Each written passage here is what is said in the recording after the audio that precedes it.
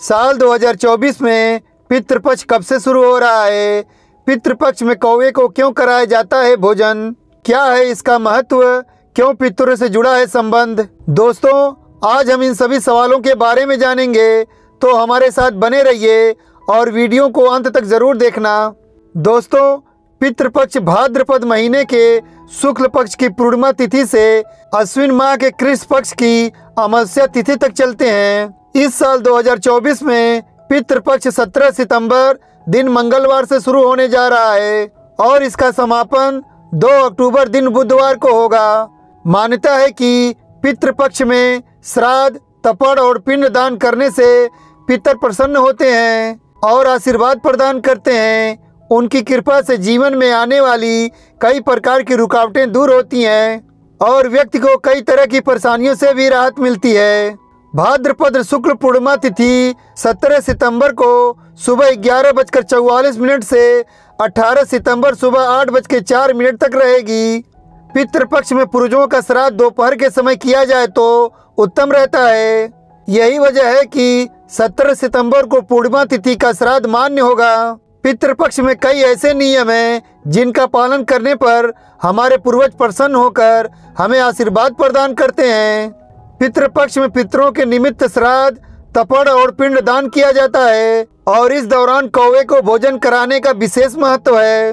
पितृपक्ष की शुरुआत 17 सितंबर 2024 दिन मंगलवार से होने वाली है। धार्मिक मान्यताओं के अनुसार इस दौरान हमारे मृत पूर्वज हमारे साथ पृथ्वी पर समय बिताने आते हैं। इस अवधि में उनका तर्पण, पिंडदान और श्राद्ध किया जाता है, जिससे वे प्रसन्न होकर हमें संपन्नता और खुशहाली का आशीर्वाद प्रदान करते हैं। पितृपक्ष में आपने अक्सर देखा होगा कि पितरों के निमित्त कौवे को भोजन कराया जाता है, जिसका इस दौरान विशेष महत्व है। धार्मिक मान्यताओं के अनुसार कौवा यम के प्रतीक के रूप में माना जाता है। इस दौरान कौवे का होना पितरों के आसपास होने का संकेत माना जाता है। मान्यता है कि पितृपक्ष में 15 दिन कौवे को भोजन कराना चाहिए। पितृपक्ष में कौवे को खिलाने से न केवल पितरों को प्रसन्नता होती है, बल्कि यह आपकी कुंडली से पितृदोष को भी दूर कर सकता है। ऐसा माना जाता है कि यदि आपकी कुंडली में पितृदोष है तो पितृपक्ष में पिंडदान करने से, कौवे को छूने से आपको पितृदोष से मुक्ति मिल जाती है। और यह भी माना जाता है कि यदि कौवा आपके द्वारा रखी गई भेंट को स्वीकार कर लेता है तो मृत्यु के देवता यमराज भी प्रसन्न होते हैं। पुराणों के अनुसार कौवे को यम का प्रतीक माना जाता है। कौवे के बारे में यह माना जाता है कि वह शुभ और अशुभ संकेत भी देते हैं। इसी मान्यता को ध्यान में रखते हुए पितृपक्ष में श्राद्ध का एक अंश कौवे को भी दिया जाता है। श्राद्ध पक्ष में कौवे का बहुत महत्व है। ऐसा माना जाता है कि श्राद्ध पक्ष के दौरान अगर कौवा आपका दिया हुआ खाना खा लेता है तो इसका मतलब यह है कि पितर आपसे खुश हैं। इसके विपरीत यदि कौवे आपका भोजन स्वीकार नहीं करते हैं तो इसका मतलब यह है कि आपके पूर्वज आपसे नाराज हैं। यदि ना मिले कौवा तो क्या करें? कहा जाता है कि यदि पितृपक्ष के दौरान भोजन कराने के लिए कौवा नहीं मिलता है तो गाय या कुत्ते को भोजन कराना चाहिए। और इस दौरान पीपल के पेड़ में जल चढ़ाने का विशेष महत्व बताया गया है। पीपल के वृक्ष को पितरों का प्रतीक माना जाता है, इसलिए पितृपक्ष के दौरान पीपल की पूजा अर्चना करना बेहद शुभ फलदायी माना जाता है। धार्मिक मान्यताओं के अनुसार कौवा कभी भी अपनी मौत नहीं मरता, न ही उसकी मृत्यु किसी तरह की बीमारी की चपेट में आकर होती है, बल्कि कौवे की मृत्यु अचानक ही होती है। जिस दिन झुंड का कोई भी कौवा मृत लोक को प्राप्त होता है, उस दिन उसके बाकी कौवे साथी खाना नहीं खाते हैं। भारतीय मान्यता के अनुसार व्यक्ति मरकर सबसे पहले कौवा के रूप में जन्म लेता है और कौवा को खाना खिलाने से वह भोजन पितरों को मिलता है।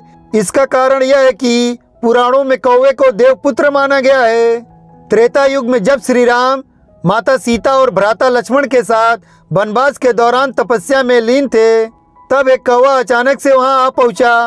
वो कौवा और कोई नहीं बल्कि देवराज इंद्र का पुत्र था, जो माता सीता की परीक्षा लेने पहुंचा था, लेकिन अहंकार के कारण भूल कर बैठा था और इंद्र के पुत्र जयंत ने कौवे का रूप धारण कर लिया और माता सीता के चरणों में चोंच मारी थी। माता सीता ने पीड़ा सहन की, ताकि श्री राम का ध्यान कैसे भी भंग ना हो। थोड़ी देर में श्री राम का ध्यान पूर्ण हुआ तो उन्होंने माता सीता को कष्ट में देखा। माता सीता के पैर से खून बहता देख वह क्रोधित हो गए। तब भगवान श्री राम ने तिनके का बाण चलाकर जयंत की आंख फोड़ दी थी। जब उसने अपने कृत्य के लिए क्षमा मांगी तो राम शांत हो गए और कौवे को वरदान दिया कि कौवों को अब से पितरों का प्रतीक माना जाएगा, और कहा कि तुम्हें पूर्वजों की याद में भोजन दिया जाएगा और तुम उनकी मुक्ति का साधन बनोगे। तभी से पितृपक्ष में कौवे का महत्व इतना बढ़ गया और पितृपक्ष के दौरान इन्हें खाना खिलाया जाता है।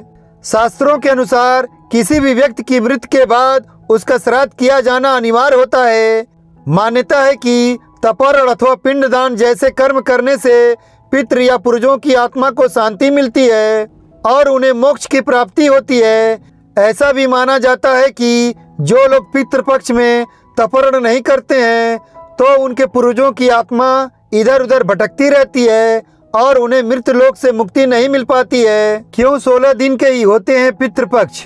हालांकि क्या आपने कभी सोचा है कि पितृपक्ष 16 दिन के ही क्यों होते हैं? आइए जानते हैं इसके बारे में विस्तार से। शास्त्रों के अनुसार ऐसा माना जाता है कि किसी भी व्यक्ति की मृत्यु इन 16 तिथियों के अलावा अन्य किसी भी तिथि पर नहीं होती है।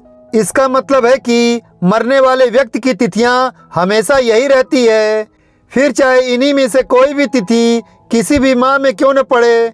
इसलिए पितृपक्ष सिर्फ 16 दिन के होते हैं। हालांकि जब तिथि क्षय होता है तो तब श्राद्ध के 15 दिन भी हो जाते हैं, लेकिन बढ़ते कभी नहीं। ऐसा माना जाता है कि अगर श्राद्ध के दिन किसी साल 16 से कम हो तो शुभ होता है और अगर 16 से ज्यादा हो तो यह अशुभ मानते हैं।